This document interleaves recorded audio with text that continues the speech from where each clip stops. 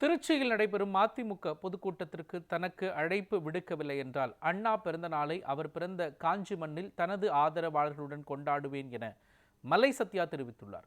தன்னை துரோகி என கூறிய மதிமுக பொதுச் செயலாளர் வைகோவை கண்டித்து ஆகஸ்ட் 2ஆம் தேதி சிவானந்தா சாலையில் உண்ணாவிரத போராட்டம் நடத்துவது குறித்து ஆதரவாளர்களுடன் மலை சத்யா ஆலோசனை நடத்தினார்.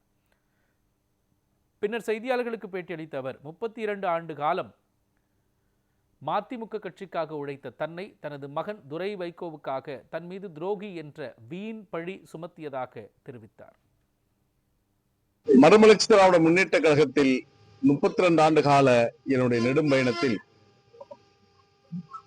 தலைவர் வைகோ அவர்கள் தன்னுடைய மகன் துரைக்காக என் மீது ஒரு அபாண்டமான துரோக பழியை சுமத்திய காரணத்தினால் தமிழ்நாடு முழுவதும் கட்சி கடந்து ஒரு கொந்தளிப்பு நிலை உருவாகி இருக்கிறது. எனவே என் மீது சுமத்தப்பட்டிருக்கின்ற அந்த துரோக பழியை துடைத்தெறிவதற்கு நீதி கேட்டு வருகின்ற ஆகஸ்ட் 2ஆம் தேதி சனிக்கிழமை காலை 9 மணி அளவில்